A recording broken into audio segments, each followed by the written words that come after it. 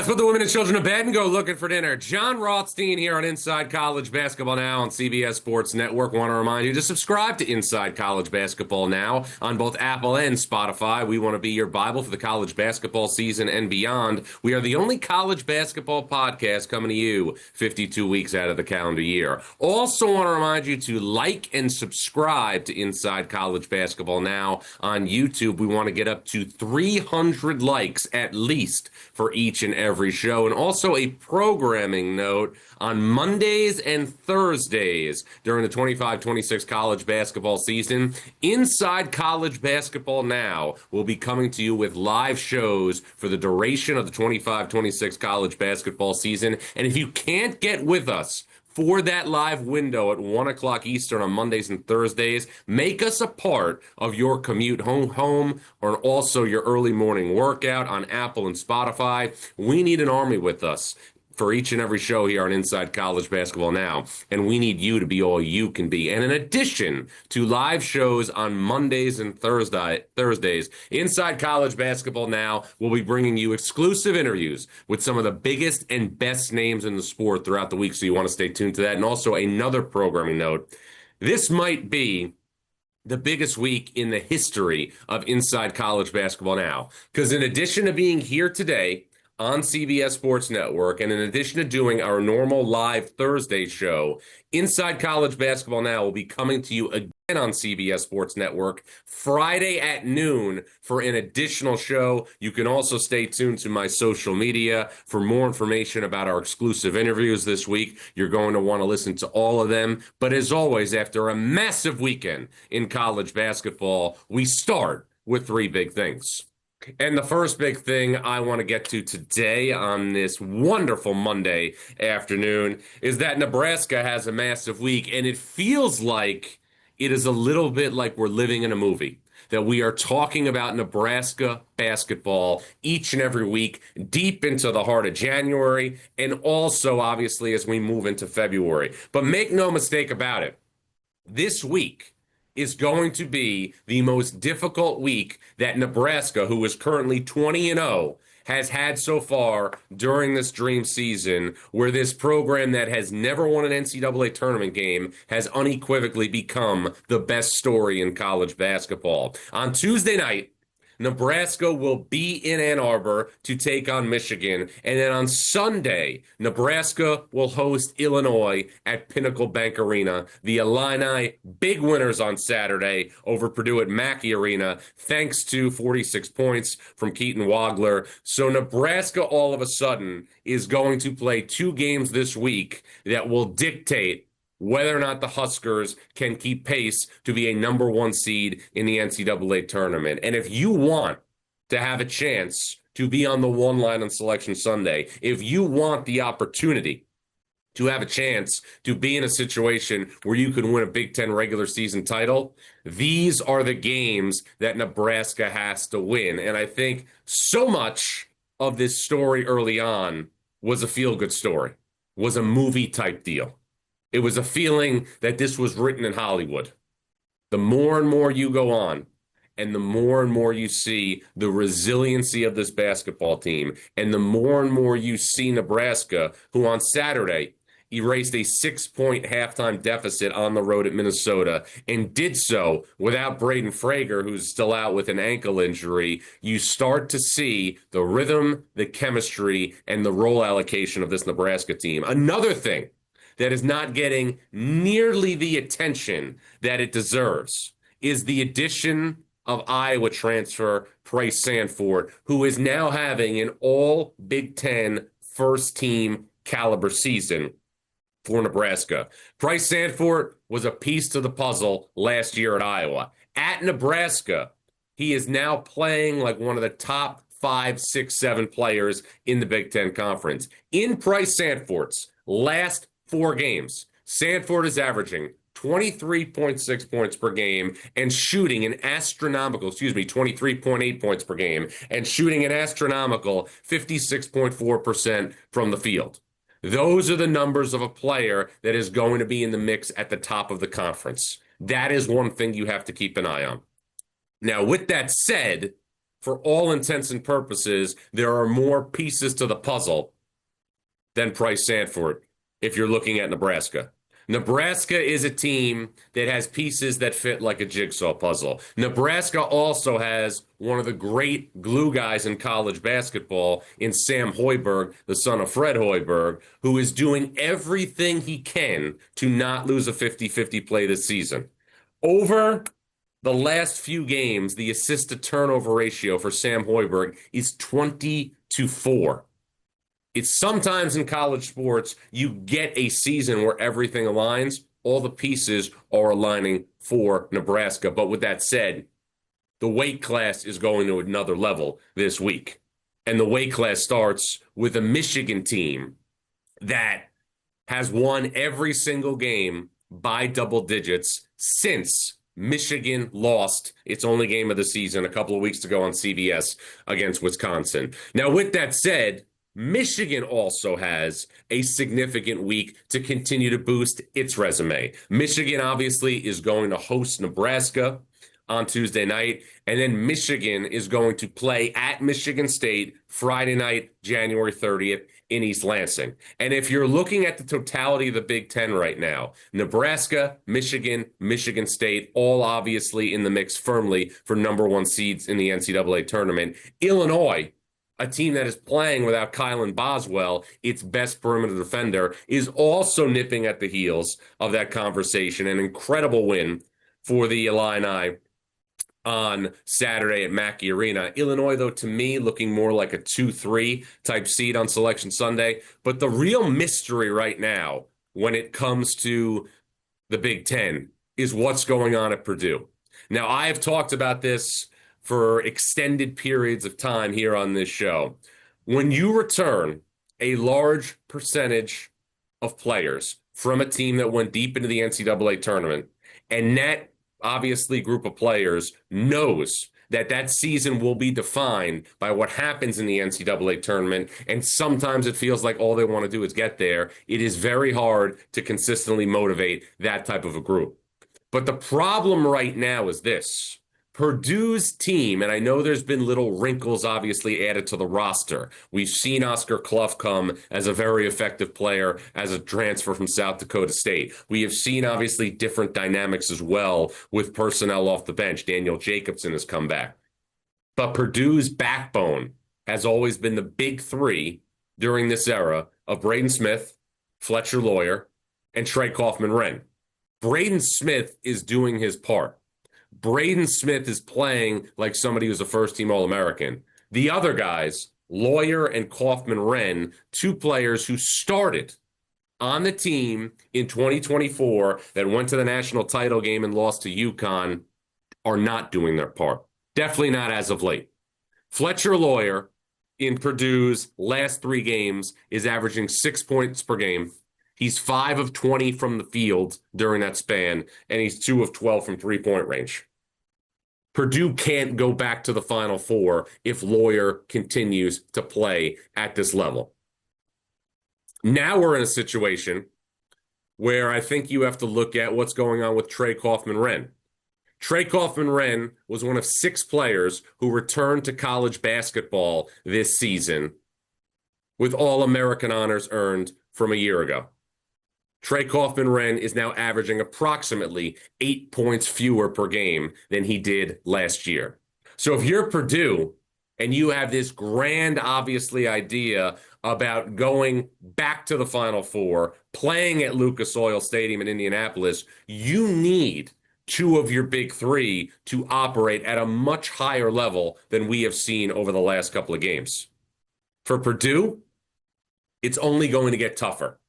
Because Tuesday night, Purdue is at Indiana, a game in Bloomington that the Hoosiers have to have if they are going to play in the NCAA tournament. Purdue is coming off 2 losses last week against UCLA and also Saturday at home against Illinois. There was no way in my wildest dreams did I think that Purdue would lose multiple games at Mackey Arena this season. It's happened twice already. Once to Iowa State in December and obviously Saturday against Illinois.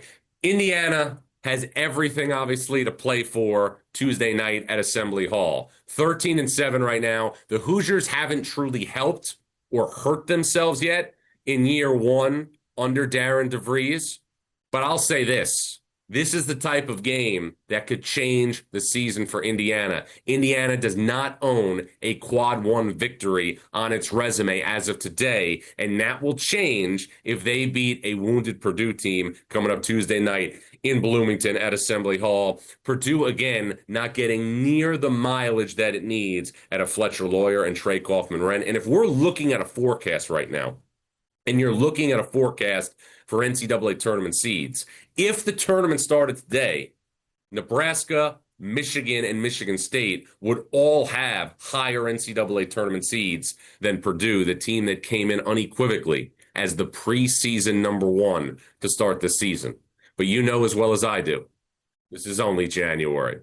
Want to also get into something when we return, because Saturday was a special day in college basketball, and it saw a plethora of unbelievable performances by freshmen. A.J. DeBansa had 43 as BYU beat Utah. Kingston Flemings had 42 in Houston's loss to Texas Tech. And Keaton Wagler was ridiculous, going for 46 at Mackey Arena when Illinois beat Purdue.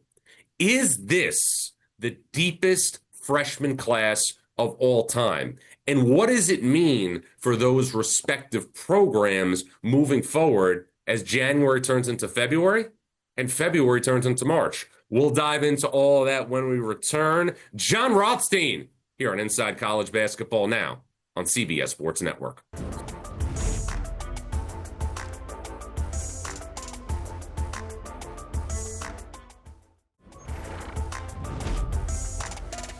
All right, Jon Rothstein back here on Inside College Basketball Now on CBS Sports Network.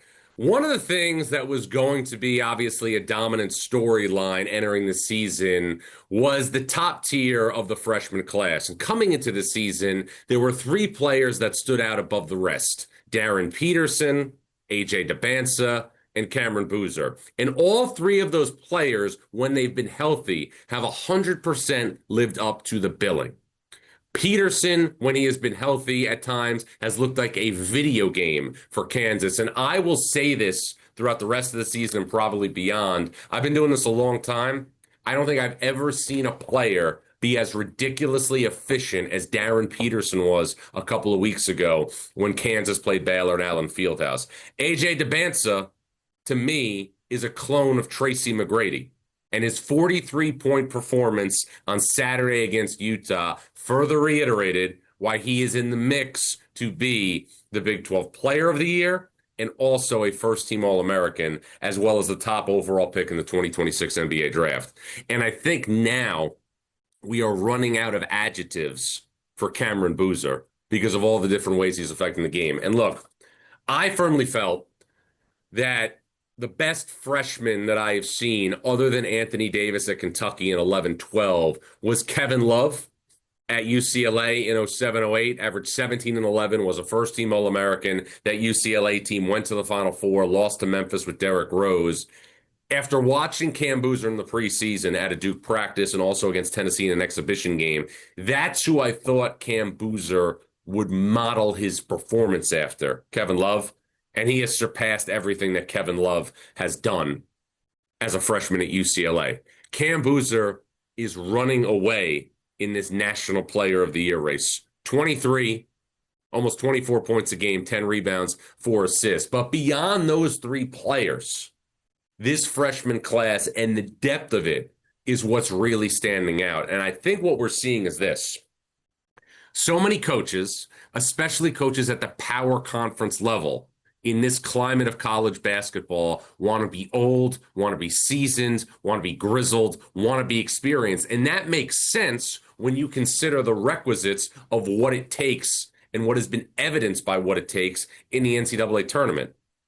But all those coaches that I just referenced want to be old, and they're trying to do it now through the transfer portal. And that is allowing certain players to fall through the cracks when it comes to recruiting. Not all the players, but certain players. But I was thinking, as I was getting ready for the show, just how many freshmen are having major impacts on teams that are not just going to be high seeds in the NCAA tournament, but are going to make the NCAA tournament and look to make the NCAA tournament with comfort. So I made a list.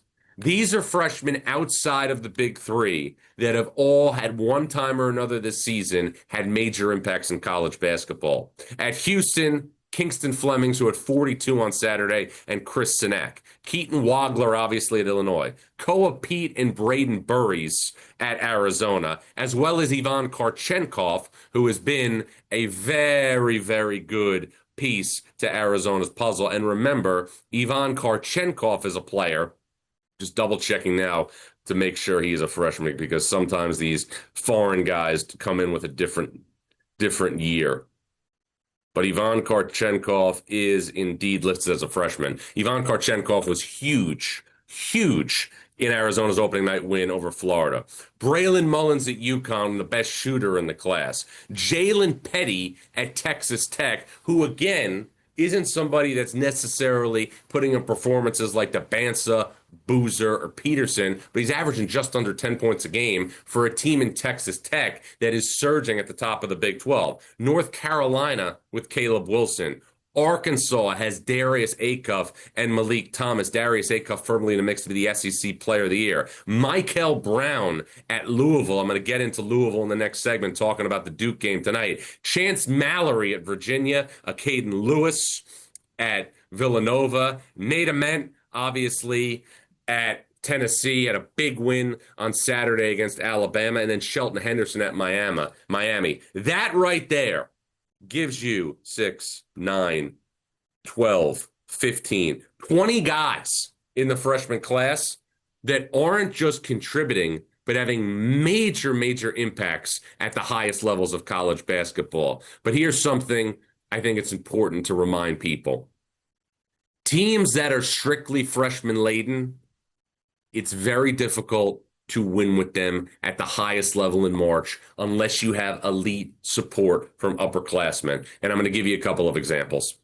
In 2011-2012, Kentucky won a national championship under John Calipari. Anthony Davis, Michael Kidd-Gilchrist, obviously the 1 and 2 picks in the draft that year. Marcus Teague was also the starting point guard on that team. But that Kentucky team had 3 players, Terrence Jones, Deron Lamb, and Darius Miller, back from a team that played in the Final Four the previous year. You have to have and retain that type of seasoning if you are going to be a freshman-laden team. And we've also seen scenarios where teams that have really productive freshmen are not doing it in a winning situation.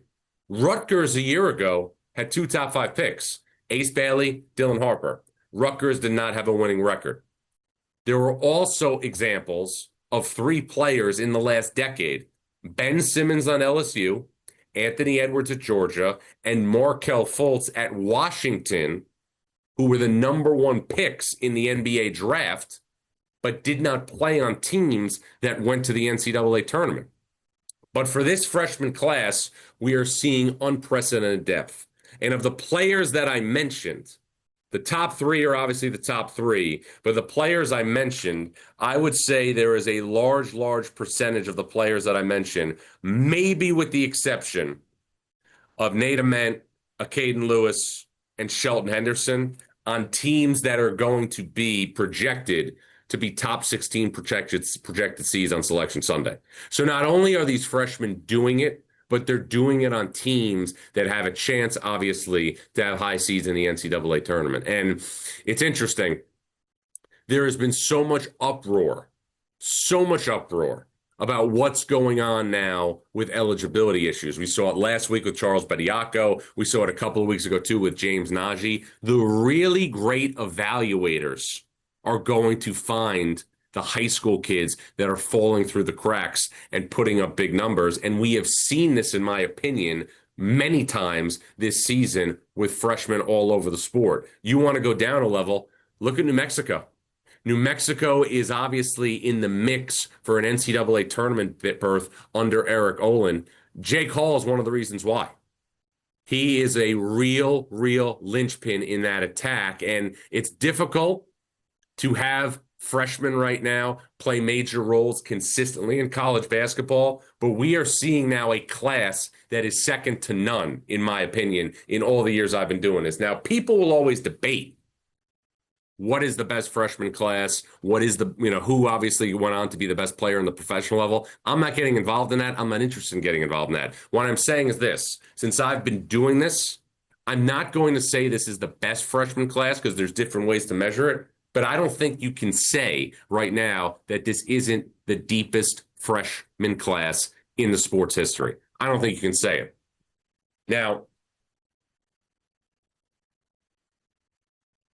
with that said, we're going to have to wait and see how some of these guys perform as it gets further and further into the season and closer to conference tournaments and the NCAA tournaments. But it is very, very unlikely that you are going to find, especially in this climate, a freshman-laden team go far in the NCAA tournament without the type of veteran supports that's needed. Now, people can bring up the 2012 Kentucky team. People can bring up the fact that Carmelo Anthony led Syracuse to a title 23 years ago in 2003. He was ridiculous, but he also had a supporting cast of players that were veterans. Billy Edelman, Queth Duaney, Hakeem Warwick. That was all part of that equation. Another thing that's part of the equation tonight, finally, big games on Monday. And I think tonight's two marquee games, Louisville Duke and Arizona BYU, could be Elite Eight caliber matchups. I will dive into those two games when we return. Jon Rothstein here on Inside College Basketball Now on CBS Sports Network.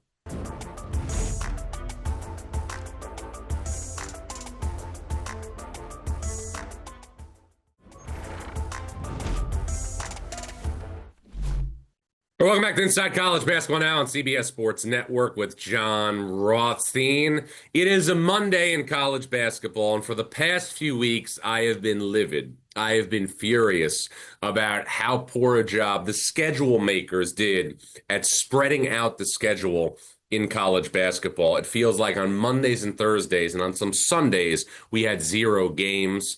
I understand there are other sports that obviously have been played, whether it was the college football playoff, even though I don't really watch it, and other things as well that maybe prohibited people from scheduling big games on these days.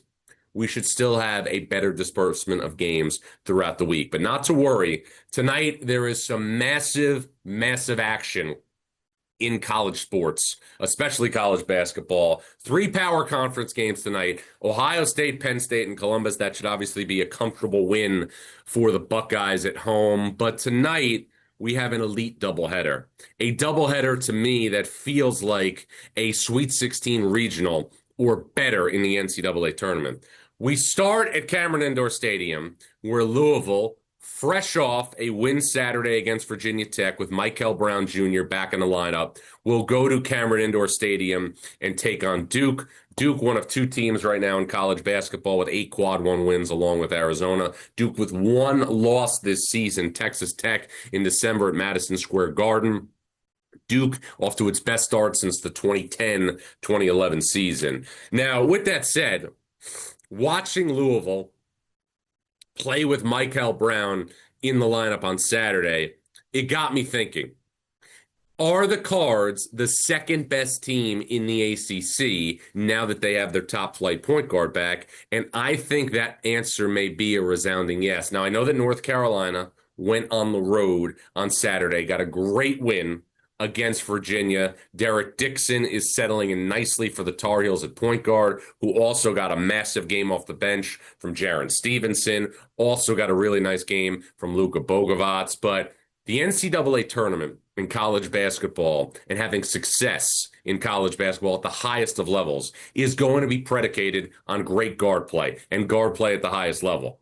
With Michael Brown, Ryan Conwell, who is a dark horse All-American candidate, in my opinion, and Isaac McNeely, Louisville has the best perimeter in college basketball. And it's going to be interesting to see how that translates tonight in Durham against Duke at Cameron Indoor Stadium. I have talked ad nauseum about Cameron Boozer, but the bottom line is this. In order for Duke to be a team to go to the Final Four for the second straight year, the supporting cast has to play better. The situation at small forward for Duke continues to be a revolving door. It has not been a consistent starter at the 3 spot for Jon Scheyer all season long. He went to Dame Sarr at the start of the season. He then went to Nick Kamenya. He then put Caden Boozer into the starting lineup and played a 2-point guard look and moved Isaiah Evans to the 3. Duke needs more out of the 3, and it needs more out of the 1 as well. And that's directly related to Caleb Foster, who over the last 4 games has only scored a combined 17 points, and twice during that span, he has put up a donut and scored 0 points. Duke can't go to the Final Four if that's what's happening with its supporting cast. Now, the power game of Duke with Boozer and Gangba and Malik Brown up front was a big-time factor when Duke beat Louisville at the KFC Yum Center earlier this season. But with that said, that game was played without Michael Brown Jr. at the point of attack. This is a high-level game tonight at Cameron Indoor Stadium. Now, after Louisville, who do I like in the ACC? I think it's a hodgepodge. Virginia, I love the depth. Carolina, move the needle on Saturday. Also have to like what you're seeing at a Jay Lucas at Miami in year 1. The roster fits together perfectly. Clemson, in my opinion, is getting the best job coaching-wise that Brad Brownell has ever done at the school in the decade and a half that he's been Clemson's head coach. And then there are other teams hovering around the bubble, like NC State and Virginia Tech. Also, a salute to SMU's Andy Enfield, who picked up his 300th win on Saturday against Florida State, took Florida Gulf Coast to the Sweet 16 in 2013, took USC to the Elite 8 in 2021, and now Andy Enfield is 2 months away or so from taking a third school to the NCAA tournament. But in totality, when you look at the ACC, I think tonight we're going to get a matchup of the 2 best teams. And I will say this right now without hesitation. The ACC got 4 teams into the NCAA tournament last year. The ACC will at least double its representation on Selection Sunday and have at least 8 teams hear their names called for the 2026 NCAA tournament. Now, Louisville-Duke is just the first part of this epic slate tonight. And the second part is number 1, an undefeated Arizona, 20-0, going on the road to Provo to take on BYU. Now, BYU this season, and I have documented it since before the year, we were talking about it last summer, BYU right now is going through the most anticipated season in the history of BYU's basketball program. And BYU is going through right now its best chance ever to go to a Final Four because you have a talent really at the school for a once-in-a-lifetime type deal with A.J. DeBanson. Now, with that said, the big thing that I'm concerned about right now when it comes to BYU is this. BYU is getting so much from its big 3 of DeBansa, Richie Saunders, and Rob Wright. And I looked it up and went over the numbers earlier. BYU is getting nearly 70% of its scoring from those 3 players, DeBansa, Saunders, and Wright.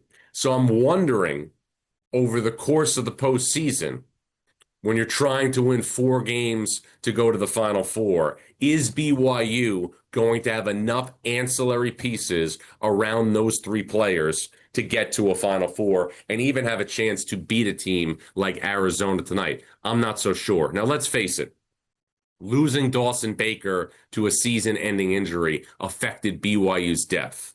And another thing we have to keep in mind as well, BYU's big men tonight are going to be severely tested up front.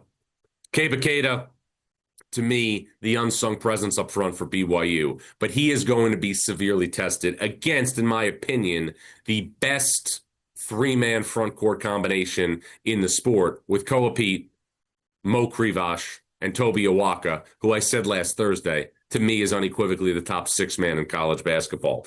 Arizona has answered every single challenge that has been thrown its way this season, and it has done it in impressive fashion. Went to Vegas opening night, beat Florida. Went to Intuit Dome in Southern California, beat UCLA.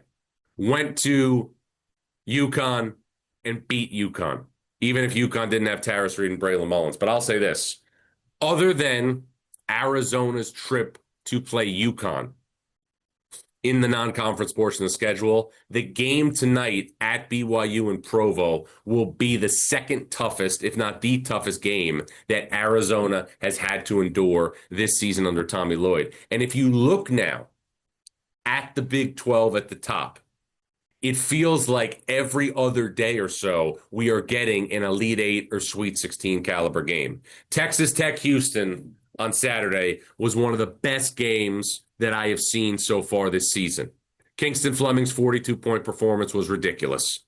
Texas Tech, and we've had Grant McCaslin on this podcast in the last couple of days. We had him on Friday, so if you want to check that out, check it out on Apple or Spotify. But Texas Tech now, and I've said this for a while, is getting better production at a JT Toppin this season than it had last year when he was the Big 12 Player of the Year and a first-team All-American. He had 31 and 12 on Saturday against Houston. So if you're looking at the Big 12, in my opinion, I think you're looking at this. Elite Eight, Sweet 16 caliber games every other day. And 6 teams, Arizona, Iowa State, Texas Tech, BYU, Houston, and Kansas, that are all in position to be 6 of the top 16 seeds in the NCAA tournament.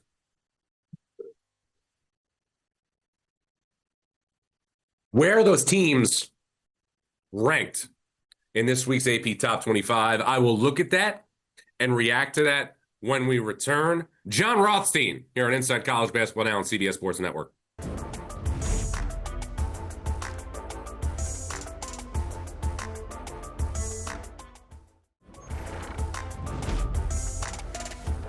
All right, welcome back to Inside College Basketball Now with Jon Rothstein here on CBS Sports Network. We want to remind you to subscribe to Inside College Basketball Now on both Apple and Spotify. We want to be your Bible for the college basketball season and beyond. We are the only college basketball podcast coming to you 52 weeks out of the calendar year. Also want to remind you that Inside College Basketball Now will be coming to you with exclusive episodes on Monday and Thursday at 1 o'clock Eastern, so you want to make that part of your programming routine. And if you can't be with us Mondays and Thursdays at 1 o'clock Eastern, make us part of your commute home and your early morning workout on Apple and Spotify. And also, in addition to the episodes on Mondays and Thursdays, Inside College Basketball Now will be bringing you exclusive interviews with the biggest and best names in the sport each and every week, and also a special show will take place right here on CBS Sports Network Friday at noon. So it's a busy week here on ICB Now, and maybe pound for pound, inch for inch, the biggest week we've ever had since the inception of the show. And also, like and subscribe to Inside College Basketball Now on YouTube. We want to get up to at least 300 likes on each and every show. But as we do every Monday, it's time to see what this week's AP Top 25 looks like. So here's your weekly Rothstein reaction. Let's look now and see what this poll looks like. I voted mine in last night. Okay, we're at the top. Arizona is at 1, UConn 2, Michigan 3, Duke 4. On my ballot, have Duke ahead of Michigan. The reason why, they have identical records. Michigan's loss came at home to a Wisconsin team that isn't ranked. Duke was obviously losers to Texas Tech in Madison Square Garden. I'm not making that big of a deal about it. I also had Nebraska at 5, Gonzaga at 6, and Michigan State at 7. So I am aligned in that top 7 with the exception of 3 and 4. Keep going. Iowa State at 8. I have the Cyclones much lower than that. I think I have the Cyclones now at 11, 12, or 13 simply because of the loss to Cincinnati at home was nowhere near the NCAA tournament. Illinois, I did move into the top 10. Houston is at 10. I have Houston a little higher than that. So my poll looks like Houston at 8, Illinois at 9, and Texas Tech at 10. I don't have that big of a problem with it, but the Iowa State loss at Cincinnati, who's nowhere near the NCAA tournament, is why I dropped the Cyclones so much. Purdue at 12, BYU at 13 aligns with what I have. Kansas is at 14. I have Kansas still slightly down from that, but I don't hate putting the Jayhawks there because of how well they've played as of late. Let's keep going now beyond this. Arkansas and North Carolina. I have no problem at 15 and 16. I believe I had Arkansas and North Carolina at 14 and 15 on my bracket. Virginia, Vandy, Florida, Louisville, all fine for me in that 17 to 20 spot. St. Louis, I moved in at 25. 21, still a little high for me with the Billikens right now. St. Louis, remember, it's best win, and it's not the Billikens' complete fault because nobody will play them, but the best win for this team is still a neutral site victory over Santa Clara, who's pushing things in the West Coast Conference. Clemson and Alabama at 22 and 23. I have Clemson a little bit higher. How about this for Brad Brownell? 12 straight road victories in ACC play. Miami, Ohio at 24, St. John's at 25. I have St. John's ranked. I'm surprised that Kentucky did not get ranked winners of 5 straight. So I would flip Kentucky and Miami, Ohio, but I don't have too much of a problem with that poll. I would think Texas A&M is a team you got to keep an eye on in the next couple of weeks, and also Tennessee, a little bit mercurial, but also had a massive, massive win Saturday night at Alabama. I've said this for years, and I'm somebody who does rankings every single day from the start of the season until Selection Sunday. People get so worked up over rankings. The thing that everybody should focus on more is where things are tracking in terms of NCAA's tournament seeding, because we have to remember the sport is decided by a tournament. So where you are seated is more vastly valuable than where you are ranked when it comes to, obviously, the NCAA tournament. But this is only January. When we return, I will give you some news and notes from around the world of college basketball, and also highlight 5 games to watch this week between now and our next show on Thursday, and also 5 under-the-radar games that might have fallen through the cracks a little bit. Jon Rothstein here on Inside College Basketball Now on CBS Sports Network.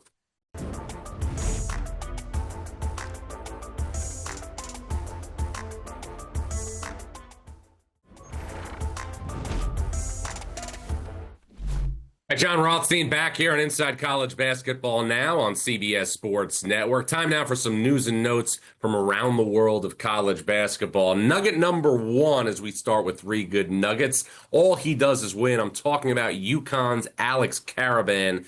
During Alex Karaban's 4 years as an active member of UConn's basketball program, the Huskies are 111 and 23. That's a winning percentage of just under 83%. And as we know, UConn firmly in contention to win a 3rd national championship in 4 years.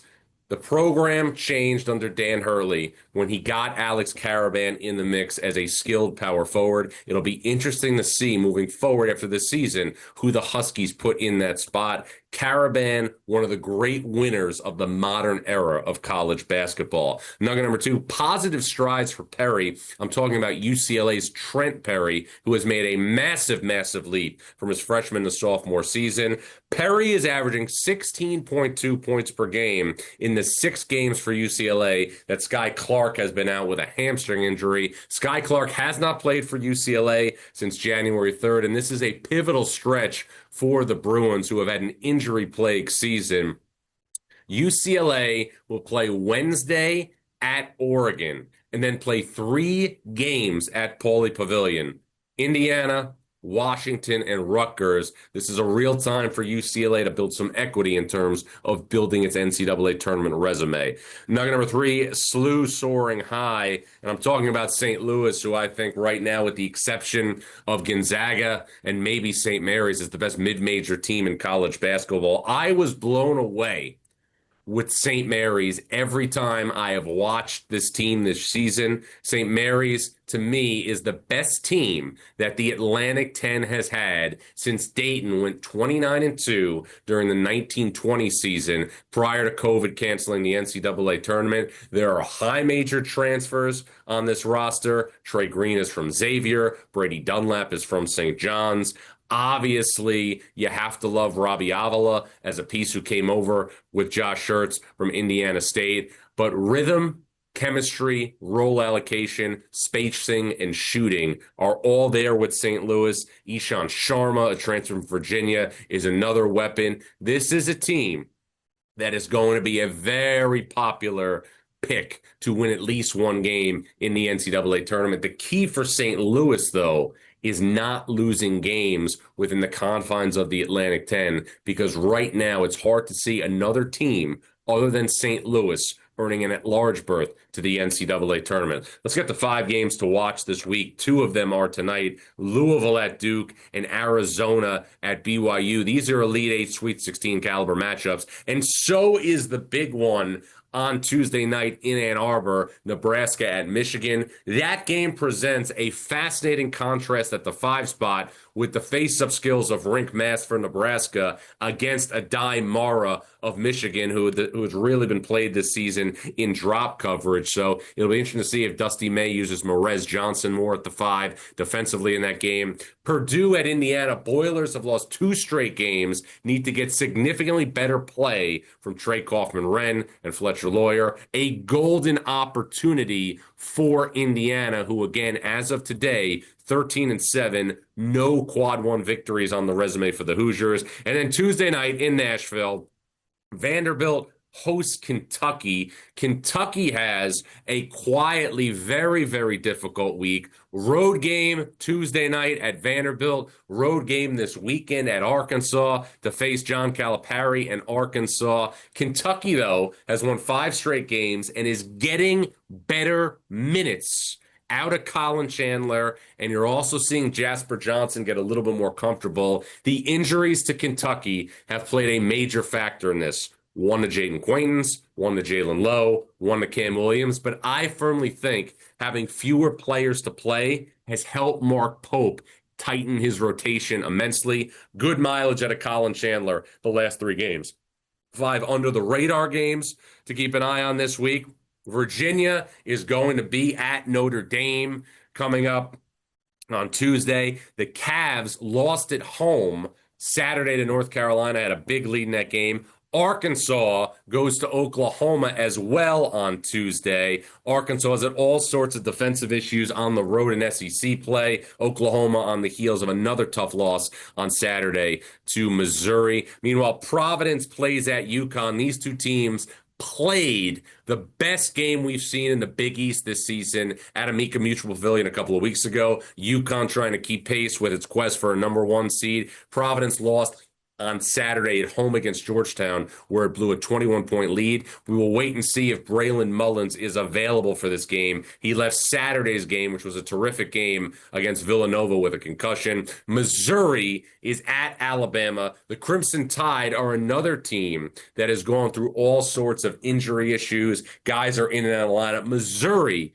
is a team that is quietly having a very, very good season again under Dennis Gates, who did a great job at Cleveland State, doing a great job again at Missouri. Missouri tracking to make another NCAA tournament. That would be 3 and 4 years. And then another under-the-radar game, UCLA on the road at Oregon, only because the Bruins right now are probably just inside the NCAA tournament, have to find a way to win that game to keep pace, obviously, in the Big Ten standings.